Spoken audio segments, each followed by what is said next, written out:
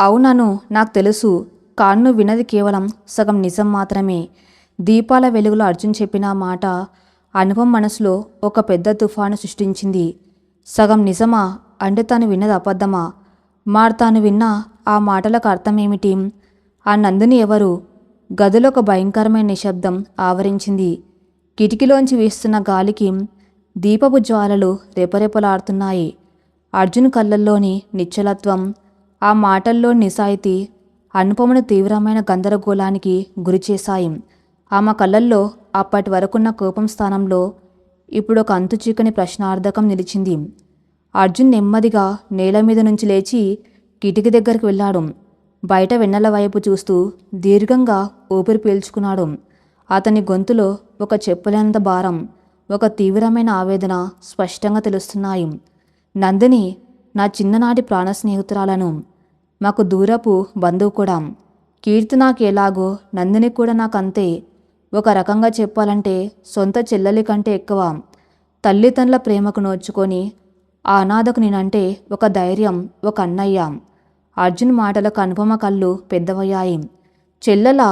ఆ మాట వినగానే ఆమె గుండెల్లో ఏదో తెలియని భయం మొదలైంది. తాను ఎంత పెద్ద తప్పు చేస్తున్నానన్న అనుమానం ఆమెను ఉక్కిరిబిక్కిరి చేయటం ప్రారంభించింది. అర్జున్ కొనసాగించాడు. ఎప్పుడు నవ్వుతూ నవ్విస్తూ ఉండే ఆ నందిని జీవితంలోకి ఒక విధి క్యాన్సర్ రూపంలో వచ్చింది. గత 6 నెలలుగా లుకేమియాతో పోరాడుతుంది. డాక్టర్లు ఆశ వదిలేశారు. తనకు నేను తప్ప ఎవరు లేరను ఆసుపత్రిలో చావు బతుకుల మధ్య పోరాడుతున్నాం. ఆ పసిదానికి ఈ అన్నయ్య అండగా నిలబడవలసిన సమయంలో నా పెళ్లి పనుల్లో నేను బిజీగా ఉండిపోయాను. అర్జున్ గొంతు బొంగిరిపోయింది. కళ్ళల్లోంచి నీళ్లు రాలి కింద పడుతున్నాయి. కిటికీ చువ్వలను గట్టిగా పట్టుకొని అతని చేతులు వణుకుతున్నాయి. అతని మాటల్లోని బాధ, ఒక అన్నగా అతను పడుతున్న క్షోభ ఆ గదిలోని మల్లెల సువాసన సైతం కన్నీటిమయంగా మార్చేశాయి. మరి ఈ విషయం నాకెందుకు చెప్పలేదు? కనీసం మీ ఇంట్లో వాళ్ళకైనా చెప్పొచ్చు కదా. అనుపమ గొంతులో వణుకు ఆమె అప్పటికే సగం పశ్చాత్తాపంలోకి జారిపోయింది. అర్జున్ ఆమె వైపు తిరిగాడు. అతని కళ్ళల్లో నీళ్లు ఉన్న ముఖంలో ఒక వింతైన నిస్సహాయత ఉంది. చెప్పాలని నాకు లేక కాదు అను, కానీ పరిస్థితులు నన్ను కట్టేశాయి. నందిని వాళ్ళ నాన్నగారు చాలా పరువుగల వ్యక్తి. ఆయనకి సమాజం తన కూతురి మీద చూపించే జాలి ఇష్టం లేదు. తన కూతురి జబ్బు గురించి తెలిస్తే బంధువులంతా వచ్చి పలకరింపుల పేరుతో చూసే సానుభూతిని ఆయన భరించలేనన్నారు. అంతకంటే ముఖ్యంగా అర్జున్ ఒక క్షణం ఆగాడు. ఆయన ఒకరోజు ఆసుపత్రిలో నా చేతులు పట్టుకుని కన్నీరు పెట్టుకున్నారు. అర్జున్, నీ పెళ్ళికి ఇంకొన్ని రోజులే ఉంది. నందిని పరిస్థితి తెలిస్తే మీ ఇంట్లో వాళ్ళు, ముఖ్యంగా మీ నాన్నగారు నీ పెళ్లి వాయిదా వేద్దామంటారు. ఒక ప్రాణం పోతుందని తెలిసి ఆ ఇంట్లో పెళ్లి బాజా ఎలా మోగుతుంది? కానీ నా కూతురి వల్ల నీ జీవితం ఆకూడదు నాయనా. నా కూతురికి నువ్వు ఒక అన్నలా చేసిన సహాయం చాలు. ఈ పెళ్లి పూర్తయ్యే వరకు ఈ విషయం ఎవరికి చెప్పొద్దు. ఇది నా మీద ఒట్టు అని ఆయన నా చేతిలో చెయ్యి వేయించుకున్నారు. అర్జున్ మాటలు ప్రతి అక్షరం అనుపమన గుండెను సుత్తితో బాదుతున్నట్టుగా ఉన్నాయి. ఒక మనిషిలో ఇంతటి త్యాగం, ఇంతటి నిస్సహాయత దాగి ఉంటాయా? ఆయన మాట కాదనలేక, ఇంట్లో వాళ్ళకి చెప్పలేక, నా చెల్లెలికి వైద్యం చేయిస్తూ ఒకవైపు పెళ్లి కొడుగ్గా నవ్వుతూ నటిస్తూ నేను పన్న నరకం ఎవరికి తెలుసు అను. అర్జున్ నెమ్మదిగా నడుచుకుంటూ వచ్చి అనుపమ ఎదురుగా నిలబడ్డాడు. నిన్న రాత్రి నా ప్రాణ స్నేహితుడు సూర్య దగ్గర నుంచి ఫోన్ వచ్చింది. నందిని పరిస్థితి బాగా విషమించిందని, బహుశా ఈ రాత్రి గడవడం కష్టమని వాడేడుస్తూ చెప్పాడు. రేపు పెళ్లి పెట్టుకుని నా చెల్లెల ఆసుపత్రిలో ప్రాణాలు వదులుతూ ఉంటే చూస్తూ ఉండిపోయిన ఒక అసమర్థవంతుని నేను. అర్జున్ కళ్ళలోంచి కన్నీళ్లు దారగా కురుస్తున్నాయి. ఆ క్షణంలో ఆవేదనలో నేను సూర్యతన్న మాటలు నువ్వు విన్నావు. ఈ పెళ్లి కేవలం నాన్నగారి కోసం మాత్రమే చేసుకున్నాను. ఎందుకంటే నాన్నగారి స్నేహం 2 కుటుంబాల పరువు. నా బాధ నన్ను అక్కడ కట్టేశాయి. ఆ బాధ లేకపోతే అప్పటికప్పుడే పెళ్లి ఆపేసి ఆసుపత్రికి పరిగెత్తేవాణ్ణి. నేను దాన్ని మర్చిపోలేను అని అన్నాడు. నా చేతుల్లో పెరిగిన ఆ బిడ్డ మృత్యువుతో పోరాడుతున్న ఆ దృశ్యాన్ని నా జీవితంలో నేను ఎప్పటికీ మర్చిపోలేనను. నా మనసు చంపుకొని రేపు ఆ తాళి ఎలా కట్టాలా అని భయపడ్డాను. ఒకవైపు చావు, మరోవైపు పెళ్ళి. ఈ రెండు ఆలోచనల మధ్య నలిగిపోతూ నేను సూర్యతో పంచుకున్న ఆక్రోశం అది. అర్జున్ చెప్పటం ఆపాడు. గదిలో మళ్ళీ నిశ్శబ్దం. కానీ సారి అది కోపంతో కూడిన నిశ్శబ్దం కాదు, ఒక పవిత్రమైన కన్నీటి వర్షం కురుస్తున్న నిశ్శబ్దం. అనుపమకు శ్వాస ఆడడం లేదు. ఆమె గుండె ముక్కలైపోయింది. తను ఏ మనిషినైతే మోసగాడు అనుకుందో, ఏ మనిషి స్పర్శను అసహించుకుందో, ఆ మనిషి ఒక నిస్వార్థమైన ప్రేమకు, బాధకు నిలువెత్తు రూపమని ఆమెకు అర్థమైంది. ఎంత దారుణంగా అపార్థం చేసుకుంటాను. ఒక సందర్భం లేకుండా విన్న మాటల్ని పట్టుకొని తన 10 ఏళ్ల ప్రేమను, అర్జున్ వ్యక్తిత్వాన్ని ఎలా శంకించింది. తను ఎంత స్వార్థపర్రాలు. మండపంలో తను కన్నీళ్లు పెట్టుకుంటే తానేదో తప్పు చేశానేమో అని అర్జున్ ఎంత తల్లడిల్లిపోయాడు. ఆ సమయంలో తనలో ఉన్న కోపం, ఆత్మామానం ఇప్పుడు ఆమెకి అసహ్యం కలిగిస్తున్నాయి. ఒక అన్నగా అతని చావుబతుకుల్లో ఉన్న చెల్లె కోసం పడుతున్న ఆవేదనను అర్థం చేసుకోకుండా తన్ని తాను ఒక బాతురాల్లా ఊహించుకుని ఈ రోజంతా అతనికి నరకం చూపించింది. అనుపమ కళ్ళల్లోంచి కన్నీళ్లు కట్టలు తెంచుకున్నాయి. ఆ కన్నీళ్లలో పశ్చాత్తాపం, అపరాధ భావం, అర్జున్ పట్ల చెప్పలేనంత ప్రేమ అన్నీ కలిసి ఉన్నాయి. ఆమె కాళ్ళు వణికిపోయాయి. కూర్చున్న చోటనే మంచం మీద కుప్పగూలిపోయి 2 చేతులతో ముఖం కప్పుకొని వెక్కి వెక్కేయడం మొదలుపెట్టింది. నన్ను క్షమించు అర్జున్, నేనెంత పాపిని. మీ మనసు ఇంత స్వచ్ఛమైందని తెలిసి కూడా ఒక చిన్న మాట పట్టుకుని నిన్ను ఒక ద్రోహిని చేశాను. నీ బాధను, నీ వేదనను అర్థం చేసుకోకుండా నా అహంకారంతో నిన్ను బాధ పెట్టాను అంటూ కన్నీరు మున్నీరుగా విలపిస్తుంది అనుపమ. అర్జున్ నెమ్మదిగా ఆమె పక్కన కూర్చుని ఎంతో ఆప్యాయంగా ఆమె భుజం చుట్టూ చేవేశాడు. ఈసారి అనుపమ ఆ స్పర్శను తిరస్కరించలేదు. బదులుగా అతని రొమ్ముపై తలవాల్చి చిన్నపిల్లల ఏడ్చేసింది. అర్జున్ ఆమెను ఓదారుస్తూ తలనిమిరాడు. ఇద్దరి మధ్య ఉన్న ఆ అపార్థపు గోడ పటాపంచలైంది. 2 పగిలిన మనసులు ఒక్కటయ్యాయి. లోపల అనుపమ అర్జున్ గుండెలపై తలవాల్చి కన్నీళ్లు తుడుచుకుంటూ గద్గద స్వరంతో, నేను నిన్ను తప్పుగా అర్థం చేసుకున్నాను అర్జున్, నన్ను క్షమించు అని అంటుంది. కానీ ఈ ఎమోషనల్ జర్నీ ఇంకా ముగియలేదు. కెమెరా నెమ్మదిగా ఆ పూల గది లోపల నుంచి మూసి ఉన్న గత్తలుపుల అవతల వైపుకు మారుతుంది. గది బయట గుమ్మం దగ్గర చేతిలో ఒక చిన్న పళ్ళెంతో అర్జున్ తల్లి సావిత్రమ్మ గారు నిలబడి ఉన్నారు. బహుశా వాళ్ళ కోసం పండ్లు లేదా ఇంకేదైనా తీసుకుని వచ్చి ఉంటుంది. ఆమె అక్కడికి వచ్చి ఎంతసేపు అయిందో తెలియదు, కానీ ఆ ముఖంలో రంగులు పూర్తిగా మారిపోయింది. తలుపు సందులోంచి వినిపిస్తున్న మాటలు ఆమె వింటుంది. నందిని లుకేమియా ఆసుపత్రి, దాచిన రహస్యం. ఈ మాటలన్నీ ఆమె చెవిన పడ్డాయి. తన కొడుకు ఇన్ని రోజులుగా తన కుటుంబానికి తనకు తెలియకుండా ఇంత పెద్ద భారాన్ని గుండెల్లో మోస్తున్నాడా? పెళ్లిపీటల మీద కూడా ఈ ఆవేదనను దాచుకున్నాడా? అంతకంటే ముఖ్యంగా నందిని పరిస్థితి అంత విషమంగా ఉందా? సావిత్రి గారి చేతులు వణికిపోయాయి. ఆమె కళ్ళల్లో ఒకవైపు కొడుకు పడుతున్న బాధను చూసి తల్లడిల్లుతున్న మాతృత్వ ప్రేమ, మరోవైపు కొత్తగా పెళ్ళైన కోడలికి మొదటి రాత్రే ఇలాంటి భయంకరమైన నిజం తెలియటం వల్ల వాళ్ళ కాపురంలో ఎలాంటి కలతలు వస్తాయేనన్న ఆందోళన. ఆ ముఖం తీవ్రమైన భయంతో, ఉత్కంఠతో నిండిపోయింది. నేను నిన్ను తప్పుగా అర్థం చేసుకున్నాను అర్జున్, నన్ను క్షమించు. లోపల అనుపమ భర్త గుండెలపై తలవాల్చి కన్నీరు మున్నీరుగా ఏడుస్తూ ఉంటే బయట గుమ్మం దగ్గర ఆ మాటలు విన్న సావిత్రి గారి చేతులు వణికిపోయాయి. చేతిలో ఉన్న పండ్ల పళ్ళెం పట్టుకుని కింద పడిపోయింది. డమాల్! ఆ శబ్దానికి గదిలో నిశ్శబ్దం ఒక్కసారిగా బద్దలైంది. కింద పన్న ఇత్తడి పళ్ళెం చప్పుడు ఆ అర్ధరాత్రి వేళ ఇల్లంతా ప్రధ్వనించింది. లోపల ఉన్న అర్జున్, అనుపమ ఒక్కసారిగా ఉలిక్కిపడ్డారు. అర్జున్ వెంటనే గత్తలుపు తెరిచి బయటకు వచ్చాడు. గుమ్మం ముందు కన్నీళ్ళు నిండిన కళ్ళతో, రగిలిపోతున్న ముఖంతో నిలబడి ఉన్న తల్లిని చూడగానే అర్జున్ గుండె జారిపోయింది. వెనకనే కళ్ళు తుడుచుకుంటూ బయటకు వచ్చిన అనుపమకు అత్తగారి కళ్ళల్లోని కోపం చూసి పరిస్థితి అర్థమైంది. అమ్మా, నువ్విక్కడ? అర్జున్ ఏదో చెప్పబోయాడు. సావిత్రి గారి కొడుకు మాటను మధ్యలోనే ఆపుతూ చేయి పైకెత్తింది. ఆమె కళ్ళల్లో ఒకవైపు కొడుకు పడుతున్న వేదన చూసిన జాలి, మరోవైపు కోడలు చేసిన పనికి రగిలిపోతున్న ఆక్రోశం. ఏం దాచాలని చూస్తున్నావురా నా దగ్గర? ఎంతకాలం ఈ బాధను నీ గుండెలోనే మోద్దామనుకుంటున్నావు? ఆ పరిస్థితి నందిని ఆసుపత్రిలో చావు బతుకుల్లో ఉందన్న విషయం కన్నతల్లికి కూడా చెప్పకుండా దాచేంత పెద్దవాడివి అయిపోయావా?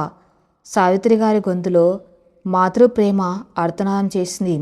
అది కాదమ్మా, నందిని వాళ్ళ నాన్నగారు. అర్జున్ సర్ది చెబ్బోతూ ఉంటే సావిత్రి గారి చూపులు అర్జున్ వెనక తలదించుకొని నిలబడిన అనుపమ మీద పడ్డాయి. ఆమె కళ్ళల్లో అప్పటిదాకా ఉన్న బాధ ఒక్కసారిగా కోపంగా మారింది. పళ్ళెం కింద పడిన శబ్దానికి, సావిత్రి గారి ఏడుపు ఐస్కి కింద గదిలో నిద్రపోతున్న విశ్వనాథం గారు, అర్జున్ చెల్లెలు కీర్తి కంగారుగా పైకి వచ్చారు. ఏమైంది సావిత్రి? ఈ అర్ధరాత్రి పూట ఏంటా శబ్దాలు? శోభనం గది బయట మీరేం చేస్తున్నారు? విశ్వనాథం గారు ఆందోళనగా అడిగారు. సావిత్రి గారు కన్నీళ్లు తుడుచుకుంటూ భర్త వైపు తిరిగింది. ఇంకేం చేస్తామండి, మన ఇంటికి వచ్చిన మహాలక్ష్మి గారు మొదటి రాత్రే మన అబ్బాయికి ఇలాంటి బహుమతి ఇచ్చిందో చూడండి అంటూ అనుపమ వైపు వేలెత్తి చూపించింది. అనుపమ తల పైకెత్తలేకపోతుంది. అప్పటికే చేసిన తప్పుకు కుమిలిపోతున్న ఆమెకు ఇప్పుడు కుటుంబం ముందు దోషం నిలబడ్డం నరకంలా అనిపిస్తుంది. అమ్మా ప్లీజ్, జరిగింది ఏదో జరిగిపోయింది. ఇదంతా ఒక చిన్న అపార్థం. దయచేసి దీన్ని ఇక్కడితో వదిలేయి అని అర్జున్ తల్లిని బతిమలాడుకున్నాడు. వదిలేయాలా? ఎలా వదిలేయాలరా? సావిత్రి గారు ఆవేశంగా అంది. ఈ ఇంటి కోసం, చెల్లెలి కోసం, స్నేహితుల కోసం అహర్నిశలు కష్టపడే స్వచ్ఛమైన మనసునిది. నీకెంతో ఇష్టమైన నందిని చావు బతుకుల్లో ఉంటే ఆ బాధను దిగమింకొని ఈ కుటుంబ పరువు కోసం పెళ్లి పీటల మీద నవ్వుతూ కూర్చున్నావు. అలాంటి నీ క్యారెక్టర్ని, నీ వ్యక్తిత్వాన్ని ఈ ఇంట్లోకి అడుగు పెట్టకముందే ఈ అమ్మాయి శంకించింది.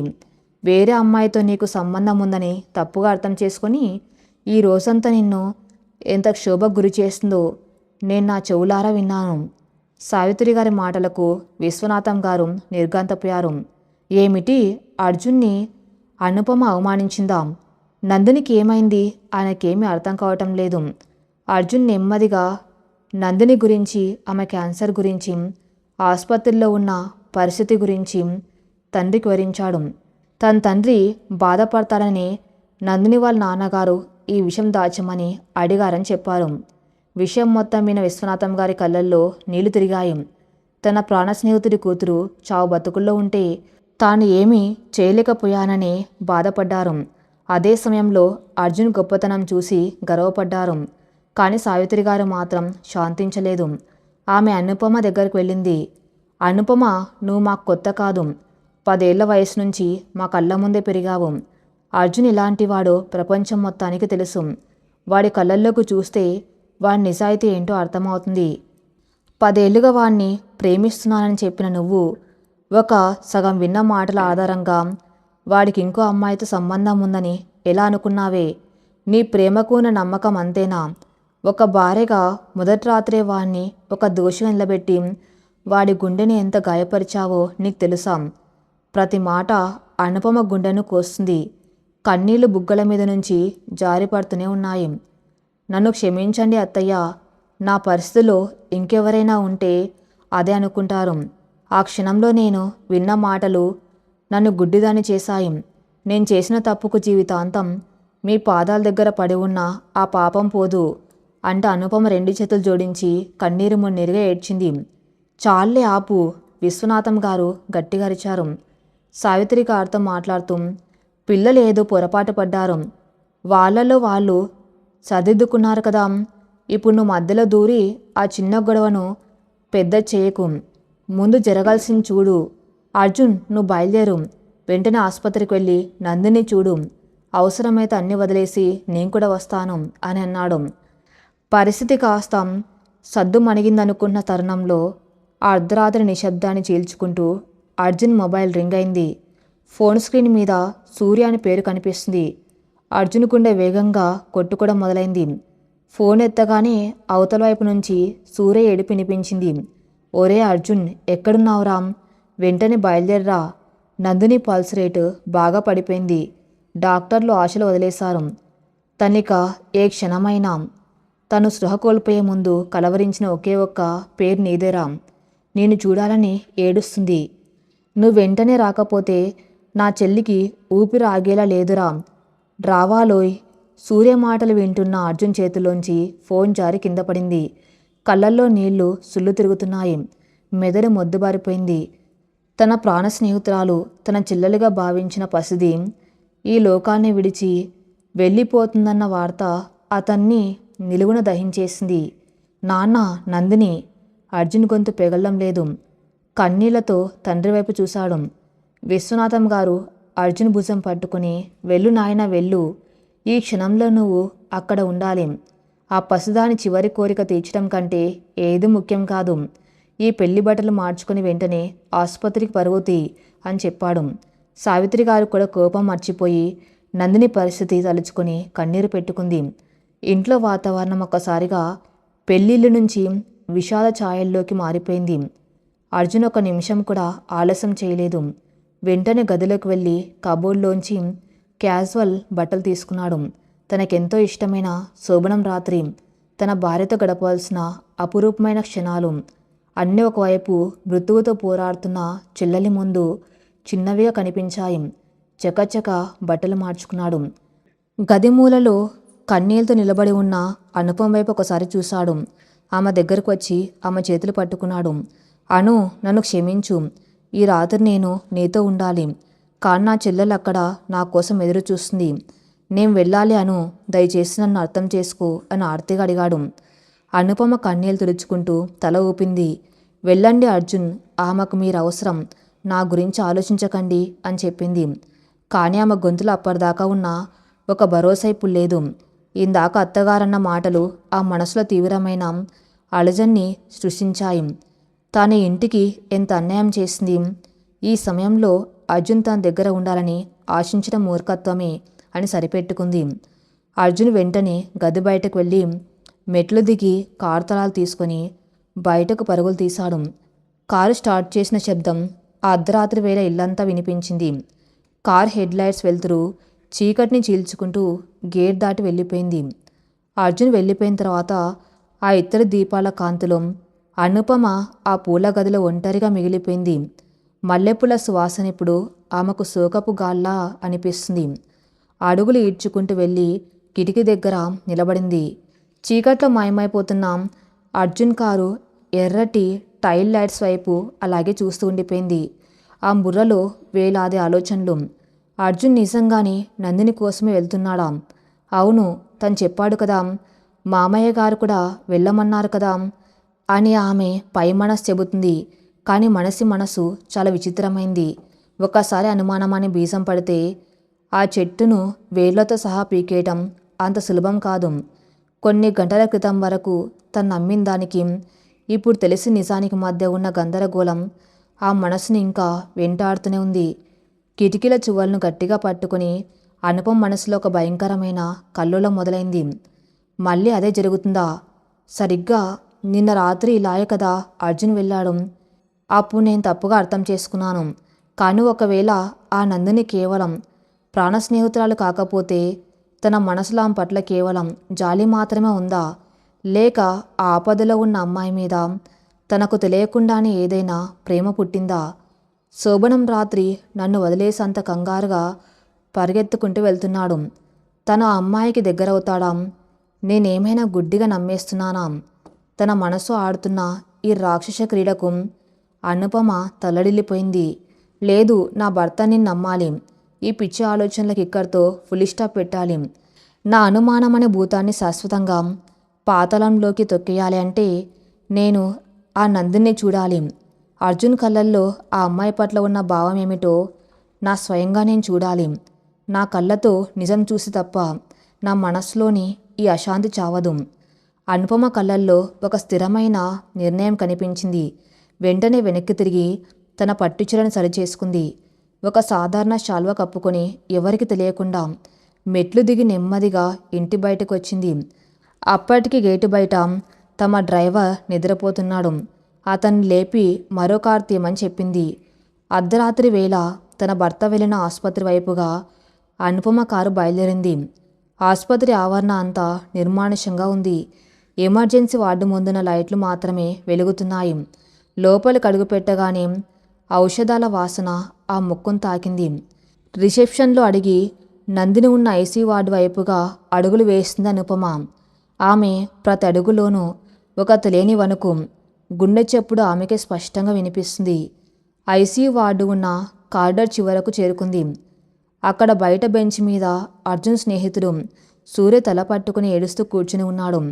లోపల ఐసీ గదిలోంచి వస్తున్న మానిటర్ల బీప్ శబ్దాలు ఆ నిశ్శబ్ద వాతావరణంలో భయంకరంగా వినిపిస్తున్నాయి. అనుపమ సూర్య కనిపించకుండా నెమ్మదిగా ఐసీయూ గది అద్దం దగ్గరకు వెళ్ళింది. తలుపు కొద్దిగా తెరచి ఉంది. లోపలి దృశ్యం చూడగానే ఆమె గుండె ఆగినంత పనింది. మంచం మీద ఒక బక్క చిక్కిన అమ్మాయి ప్రాణవాయువు కోసం ఆక్సిజన్ మాస్క్తో పోరాడుతుంది. ఆమె తల మీద వెంట్రుకలు లేవు. కళ్ళు లోతుకుపోయి ఉన్నాయి. ఆమె చేతులకు నరాలు కూడా కనిపించినంతగా సెలైన్ పైపులు గుచ్చి ఉన్నాయి. మృత్యు అంచున నిలబడిన ఒక అభాగ్యురాలి ప్రతిరూపంలా ఉంది నందిని. ఆ మంచం పక్కన కింద మోకాళ్ళ మీద కూర్చుని ఉన్నాడు అర్జున్. అతని 2 చేతులు ఆ అమ్మాయి సన్నని చల్లబడిపోతున్న చేతిని గట్టిగా పట్టుకుని ఉన్నాయి. అర్జున్ తల వంచుకొని చిన్నపిల్లాళ్ళ వెక్కి వెక్కి ఏడుస్తున్నాడు. ఆ దృశ్యం చూసిన ఎవరికైనా గుండె తరుక్కపోతుంది. అనుపమ కళ్ళల్లోంచి నీళ్లు అప్రయత్నంగా జాలువారాయి. లోపల అర్జున్ మాట్లాడుతున్న మాటలు తలుపు సందుల్లోంచి అనుపమకు స్పష్టంగా వినిపిస్తున్నాయి. నందు, ప్లీజ్ రా, నన్ను వదిలి వెళ్ళొద్దు. నువ్వు చాలా స్ట్రాంగ్ కదా. డాక్టర్లు ఏవేవో చెప్తారు, అవన్నీ నమ్మకు.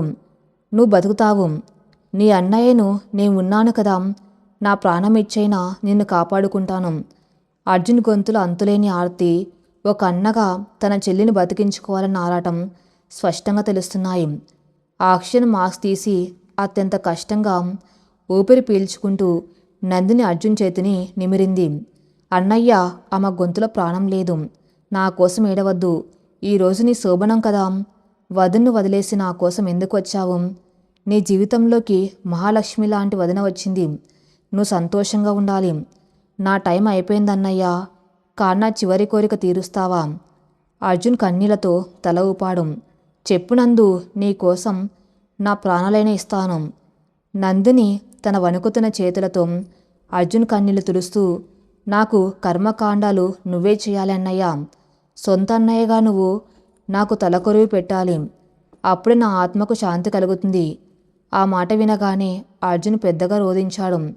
అలా అనకే నందు, నీకేమీ కాదు. నా చెల్లివి నువ్వు. నిన్ను ఎవరికి ఇచ్చుకోను అంటా మా చేతిని తన నుదుటికి హత్తుకున్నాడు.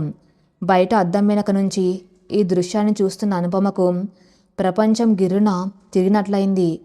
కాళ్ళు మొద్దుబారిపోయి అక్కడే గోడ కానుకొని కింద కూలబడిపోయింది. దేవుడా, నేనెంత రాక్షసిని! ఈ మనిషిన నేను అవమానించింది. ఒక పవిత్రమైన అన్నచెల్ల బంధాన్ని నా స్వార్థపూరితమైన అవమానంతో కలుషితం చేశానా? అనుపమ మనసులో అపరాధ భావం సునామీలా ఉప్పెనే లేచింది. అర్జున్ కళ్ళల్లో నందిని పట్ల ఉన్నది కేవలం వాత్సల్యం. ఒక అన్నయ్యగా తోబుట్టువుని కాపాడుకోవాలన్న తపన. అందులో ఏ కోసాన వ్యామోహం కానీ మరొక దురుద్దేశం కానీ లేవు. తను 10 ఏళ్లుగా ఆరాధించిన అర్జున్ మనస్సు ఎంత గొప్పదో, ఎంత నిస్వార్థమైందో ఆమెకిప్పుడు కళ్ళారా దర్శనమిచ్చింది. శోభనం రాత్రి తన భార్యతో గడపాల్సిన మధుర క్షణాలను సైతం పక్కన పెట్టి చావు బతుకుల్లో ఉన్న చెల్లెలి చివరి కోరిక తీర్చడానికి పరిగెత్తుకు వచ్చిన ఆ మహానుభావుణ్ణి తాను ఒక మోసగాడిగా భావించింది. మండపం మీద అతను తాళి కడుతూ ఉంటే అదొక ద్రోహి చేతులుగా అసహించుకుంది. ఆ క్షణంలో తన అహంకారం, కోపం ముందు అర్జున్ పడిన వేదన అంత ఇంత కాదు. కన్నీళ్లు ముఖం మీద నుంచి ధారగా కారుతున్నాయి. తన అపార్థానికి గాను తన్ను తానే ఎంత శిక్షించుకున్నా తక్కువే అనిపించింది అనుపమకు. కొద్దిసేపటికి ఐసీయూ తలుపు తీసుకుని అర్జున్ బయటకు వచ్చాడు. నందినికి మళ్ళీ మత్తు ఇంజెక్షన్ ఇవ్వడంతో ఆమె నిద్రలోకి జారుకుంది. అర్జున్ కళ్ళు ఏడ్చి ఏడ్చి ఎర్రబడి ఉన్నాయి. ముఖం కడుక్కుందామని వాష్రూమ్ వైపు వెళ్తున్న అర్జున్ అడుగులు ఒక్కసారిగా ఆగిపోయాయి. కారిడార్ గోడ కానుకొని నేల మీద కూలబడి మోకాళ్లలో తలదాచుకుని కుమిలి కుమిలి ఏడుస్తున్న అనుపమను చూసి అతను నిర్ఘాంతపోయాడు. అను, అర్జున్ పిలుపులో ఆశ్చర్యం, కంగారు. ఆ పిలుపు వినగానే అనుపమ తల పైకెత్తింది. కన్నీళ్లతో నిండిన కళ్ళతో అర్జున్ ముఖంలోకి చూసింది. ఆ ముఖంలో కోపం లేదు, కేవలం తన భార్య ఈ అర్ధరాత్రి ఆసుపత్రికి ఎందుకు వచ్చిందన్న కంగారు మాత్రమే ఉంది. అనుపమ్ వేగంగా లేచి వెళ్ళి అర్జున్ పాదాల దగ్గర పడిపోవడానికి ప్రయత్నించింది. అర్జున్ వెంటనే ఆమెను లేపి తన 2 చేతులతో ఆమెను పైకి లేపాడు. అనుపమ కంట్రోల్ చేసుకోలేక అర్జున్ రొమ్ముపై తలవాల్చి వెక్కి వేయటం మొదలుపెట్టింది. ఆమె చేతులు అర్జున్ షర్టును గట్టిగా పట్టుకుని ఉన్నాయి. నన్ను క్షమించు అర్జున్, ప్లీజ్ నన్ను క్షమించు. నేను మనిషిని కాదు. నా అనుమానంతో నీ పవిత్రమైన మనసును గాయపరిచాను. ఈరోజు నీ త్యాగాన్ని, నీ నిస్వార్థాన్ని నా కళ్ళారా చూశాను. నా అపార్థం ఎంత క్రూరమైందో నాకు ఇప్పుడు తెలిసొచ్చింది. నీ ప్రేమకు నేను అర్హురాల్ని కాదు. ఆమె గొంతు దుఃఖంతో పూడుకుపోయింది. అర్జున్ ఆమెను తన చేతుల్లో బంధించాడు. ఆమె తలను సున్నితంగా నిమురుతూ, పిచ్చిదానా, ఏడవకు. నువ్వు చూసిన పరిస్థితులు అలా అనుమానించేలా చేశాయి. ఇందులోని తప్పు లేదు అంటూ ఆమెను సముదాయించే ప్రయత్నం చేశాడు. కానీ అనుపమ ఏడుపు ఆపలేదు. తన భర్త మంచితనం ఆమెను మరింత కృంగదీస్తుంది. గది బయట ఊపిరి సలపని ఆ వాతావరణం నుంచి ఆమె నెమ్మదిగా నడిపించుకుంటూ ఆసుపత్రి టెర్రస్ పైకి తీసుకెళ్లాడు అర్జున్. టెర్రస్ పైకి చేరుకునేసరికి సమయం తెల్లవారుజామున 4 గంటలు అవుతుంది. ఆకాశం బూడిద రంగులోకి మారుతుంది. అప్పటికే సన్నం చినుకులు పడ్డం మొదలైంది. ఆ చల్లని గాలి, ఆ చినుకుల స్పర్శ వారిద్దరి కన్నీళ్లను తుడుస్తున్నాయి. టెర్రస్ పిట్టగోడ దగ్గర ఇద్దరు నిలబడ్డారు. అనుపమ ఇంకా తలదించుకునే ఉంది. అర్జున్ నెమ్మదిగా తన చేతి వేళ్లతో ఆమె గడ్డాన్ని పట్టుకుని తల పైకెత్తాడు. వర్షపు చినుకులు ఆ ముఖం మీద పడి సింధూరాన్ని కొద్దిగా తడిపాయి. ఆమె కళ్ళల్లో ఇప్పుడు కోపం లేదు, కేవలం అర్జున్ పట్ల అంతులేని ఆరాధన, ప్రేమ మాత్రమే ఉన్నాయి. నా కళ్ళల్లోకి చూడు అను. అర్జున్ గొంతు గాల్లో ఒక మృదువైన సంగీతంలా వినిపించింది. నేను నీకు ద్రోహం చేశాను అన్న కోపంతో శోభనం గదిలో నువ్వన్న మాటలు నన్ను బాధ పెట్టాయి నిజమే. కానీ అర్ధరాత్రి చీకటిని, భయాన్ని లెక్క చేయకుండా నా వెనక నువ్వు ఈ ఆసుపత్రి దాకా వచ్చావంటే దానికి కారణం అనుమానం కాదు అను. నాపై నీకున్న అపారమైన ప్రేమ, ఆ ప్రేమను వదులుకోలేక నిజం తెలుసుకోవాలన్న తపన నిన్ను ఇక్కడికి రప్పించింది. అనుపమ కళ్ళు మళ్ళీ చెమర్చాయి. లేదు అర్జున్, నేను నిన్ను అర్థం చేసుకోవడంలో విఫలమయ్యాను. నీ మౌనంలోని బాధను చదవలేకపోయాను. బాధను మౌనంగా భరించటం నాకు అలవాటే అను. కానీ ఆ మౌనాన్ని పంచుకోవడానికి నాకంటూ ఎవరు లేరనుకున్నాను. ఈరోజు నీ కన్నీళ్లు చూశాక నీ బాధను తనదిగా భావించే నా ప్రాణం నా ముందు నిలబడిందని అర్థమైంది. ఈ వర్షం మన ఇద్దరి మధ్య ఉన్న అపార్థాలన్నింటినీ కడిగేసింది అంటూ అర్జున్ తన చేతులతో అనుపమ ముఖంపై పడుతున్న వర్షపు నీటిని, కన్నీటిని తుడిచాడు. అనుపమ కళ్ళు మూసుకొని అతని చేతుల వెచ్చదనాన్ని ఆస్వాదించింది. 10 ఏళ్లుగా తను ఆరాధించిన ప్రేమ ఇప్పుడు పరిపూర్ణంగా దొరికిన భావన ఆమెలో కలిగింది. ఆకాశంలో అప్పుడే మెల్లగా ఉదయిస్తున్న సూర్యుడి తొలకిరణాలు వర్షపు తుంపర్ల గుండా పడి వారిద్దరి పడుతున్నాయి. ఆ కిరణాల వెలుగులో వారిద్దరి బంధం సరికొత్తగా, మరింత బలంగా పురుడు పోసుకుంది. అర్జున్ నెమ్మదిగా ముందుకు వంగి అనుపమ నుదుటిపై తన పెదాలను ఆంచాడు. అదొక భర్తగా, ఒక ప్రేమికుడిగా తను ఇస్తున్న శాశ్వతమైన వాగ్దానం. అనుపమ అతని గుండెలపై తలవాల్చి తన భవిష్యత్తుకు భద్రత ఆ బాహువుల్లోనే ఉందన్నట్టుగా గట్టిగా హత్తుకుంది. ప్రకృతి కూడా వారిద్దరి పవిత్రమైన ప్రేమకు సలాం చేస్తూ ఉన్నట్టుగా వర్షం నెమ్మదించి చల్లగాలి వీచింది. ఆ భావోద్వేగభరితమైన క్షణాల్లో ఇద్దరు తమ గతపు అపార్థాలను చెరిపేసుకుని కొత్త జీవితానికి స్వాగతం పలుకుతున్నాం. ఆ మధుర సమయంలో వారి వెనక మెట్ల దగ్గర అలికిడైంది. అర్జున్, అనుపమ ఇద్దరు ఉలిక్కిపడి వెనక్కి తిరిగారు. అక్కడ మెట్ల గుమ్మం దగ్గర నందిని తండ్రి రామకృష్ణ గారు నిలబడి ఉన్నారు. ఆయన ముఖం పాలిపోయి ఉంది. కళ్ళల్లో నిద్రలేమి, తీవ్రమైన భయం స్పష్టంగా కనిపిస్తున్నాయి. ఆయన చూపులు అర్జున్, అనుపమల మీద నిలిచాయి. అర్జున్ వెంటనే అనుపమను పక్కకు తప్పించి రామకృష్ణ గారి దగ్గరకు వెళ్ళాడు. మామయ్య, ఏమైంది? నందినికి ఏమైనా? అర్జున్ గొంతులో మళ్ళీ భయం. రామకృష్ణ గారు నెమ్మదిగా అడుగులు వేస్తూ ముందుకు వచ్చారు. ఆయన చేతులు వణుకుతున్నాయి. అనుపమను చూడగానే ఆయన కళ్ళల్లో ఒక రకమైన అపరాధ భావం ఆవరించింది. ఆయన నేరుగా వచ్చి అర్జున్ 2 చేతులు పట్టుకున్నాడు. నందినికేమీ కాలేదు బాబు, డాక్టర్లు వైద్యం చేస్తున్నారు అంటూ ఆయన గొంతు సవరించుకున్నారు. కానీ ఈరోజు నువ్వు నీ భార్యని వదిలేసి శోభనం రాత్రి నా కూతురి కోసం ఇక్కడికి రావటం చూసిన తర్వాత నా పాపం పండినట్టు అనిపించింది.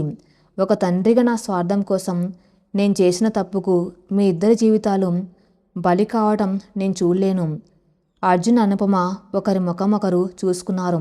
వారికి ఏమీ అర్థం కావటం లేదు. మామయ్య, మీరేం మాట్లాడుతున్నారు? మీరు చేసిన తప్పు ఏంటి? అర్జున్ ఆందోళనగా అడిగాడు.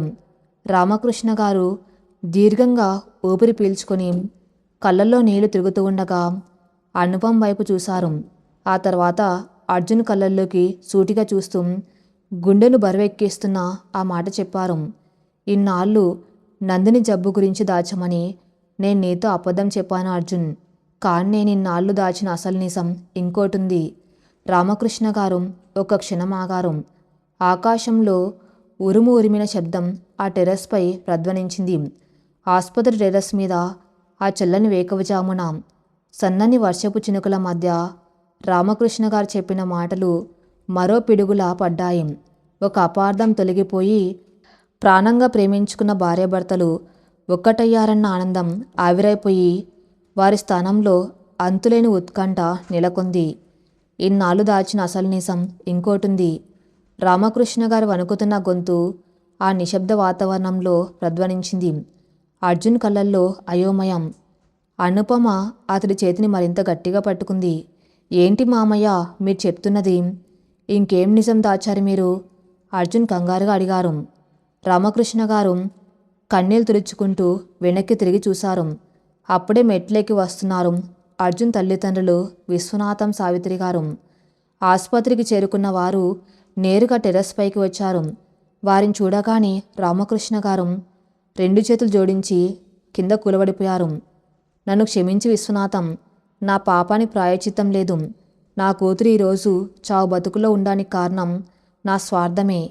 దేవుడు నన్ను ఈ రకంగా శిక్షిస్తున్నాడు అంటూ బోర్న విలపించారు. విశ్వనాథం గారు కంగారుగా ముందుకు వచ్చి ఆయన భుజాలు పట్టుకున్నారు. ఏమైంది రామకృష్ణ, ఎందుకిలా మాట్లాడుతున్నావు?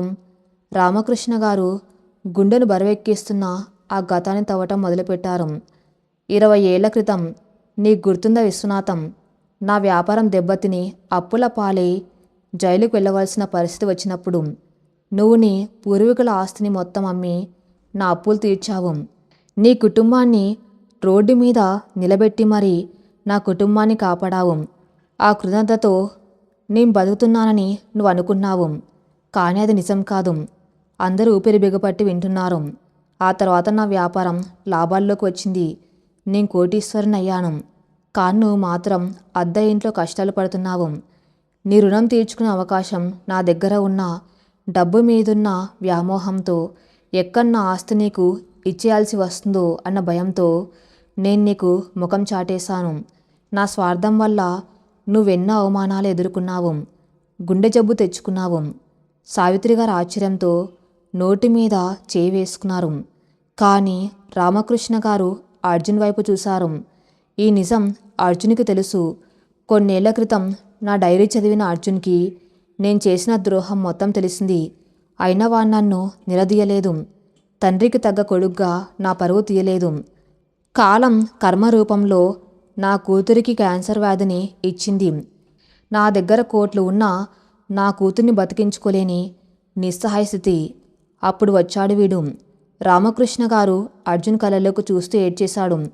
తన తండ్రికి ద్రోహం చేసిన వాడి కూతుర్ని చూడలేదు. నందిని నా చెల్లెలు, నేను కాపాడుకుంటాను అని వాడి జీవితాన్ని, సంపాదనను నా కూతురి వైద్యం కోసం దారపోశాడు. ఈ విషయం తన తండ్రికి తెలిస్తే నా మీద కోపంతో రగిలిపోతారని, నా పరువు పోతుందని నా తప్పును తన గుండెల్లోనే దాచుకున్నాడు. నందిని వైద్యం కోసం వాడికి పగలు రాత్రి తేడా లేకుండా కష్టపడుతున్నాడు. ఓ గొప్ప త్యాగమూర్తికి జన్మించిన అంతకంటే గొప్ప మనసున్నవాడు నీ కొడుకు విశ్వనాథ్. ఆ నిజం వినగానే టెర్రస్పై ఉన్న ప్రతి ఒక్కరి కళ్ళ నుంచి కన్నీళ్లు జలపాతంలా కురిశాయి. అనుపమ గుండె గర్వంతో, ప్రేమతో ఉప్పొంగిపోయింది. తన భర్త కేవలం ఒక అన్నగానే కాదు, తండ్రి పరువును, ఒక ద్రోహి అహంకారాన్ని సైతం తన ప్రేమతో కడిగేసిన ఒక మహాద్భుతమైన వ్యక్తి అని ఆమెకు అర్థమైంది. విశ్వనాథం గారు ఎమోషనల్ ఆపుకోలేక అర్జున్ గట్టిగా గుండెలు హత్తుకున్నారు. నాన్న, ఎంత పని చేశావురా, వాడి తప్పుకు శిక్షను నువ్వెందుకు మోసావురా అంటూ కొడుకుని చూసి గర్వంగా ఏడ్చేశారు.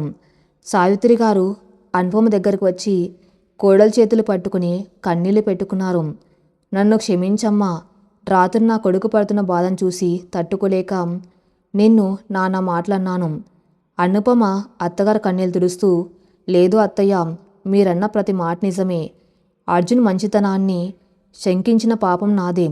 కానీ ఈ రోజు నుంచి నా ప్రాణం ఉన్నంత వరకు అతన్ని నా కంటికి రెప్పలా చూసుకుంటాను అని మాటిచ్చింది. సరిగ్గా అదే సమయానికి కింద నుంచి సూర్య పరిగెత్తుకుంటూ పైకి వచ్చాడు. ముఖంలో అంతులేని సంతోషం. అర్జున్, డాక్టర్లు చెప్తున్నారు నందిని పల్స్ రేటు నార్మల్ అవుతుందట. ఆ కొత్త మెడిసిన్ పనిచేస్తుంది. తను బతికేస్తుందని డాక్టర్ గారు ఇప్పుడే చెప్పారా. ఆ వార్త వినగానే అర్జున్ ముఖంలో 1000 వోల్ట్ల వెలుగు. ప్రకృతి కూడా వారి ఆనందంలో పాలు పంచుకున్నట్టు వర్షం పూర్తిగా తగ్గిపోయి వెచ్చని సూర్యకిరణాలు వారి మీద పడ్డాయి. ఒక ద్రోహం కడిగివేయబడింది. ఒక పగిలిన మనస్సు అతుక్కుంది. ఒక కుటుంబం కన్నీటి కౌగిల్లో ఏకమైంది. ఆ సంఘటన జరిగిన వారం రోజుల తర్వాత నందిని పూర్తిగా కోలుకొని డిశ్చార్జ్ అయ్యే పరిస్థితికి వచ్చింది. రామకృష్ణ గారు తన ఆస్తిని మొత్తం విశ్వనాథం గారికి రాసివ్వబోతే ఆయన చిరునవ్వుతో తిరస్కరించారు. నా ఆస్తి, నా సంపద అంతా నా కొడుకు, నా కోడలే. వారి సంతోషం ముందు ఇదెంత రామకృష్ణ అని పెద్ద మనసు చాటుకున్నారు. ఆ రాత్రి అనుపం వాళ్ళ ఇంట్లో మళ్ళీ సందడి నెలకొంది. ఈసారి భయం లేదు, అపార్థం లేదు, నిశ్శబ్దం లేదు. అదొక పండగ వాతావరణం. మళ్ళీ అదే పూల గది, మళ్ళీ అవే దీపాల వెలుగులు.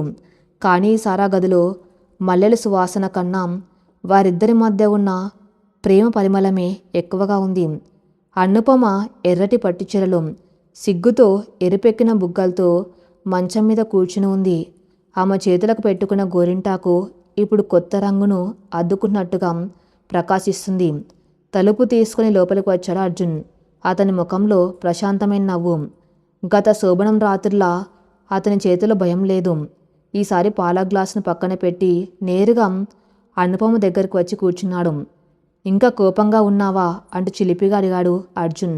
అనుపమ తల ఎత్తి అతని కళ్ళల్లోకి చూసింది. ఆ కళ్ళల్లో కాటుక కన్నా ప్రేమ ఎక్కువగా ఉంది.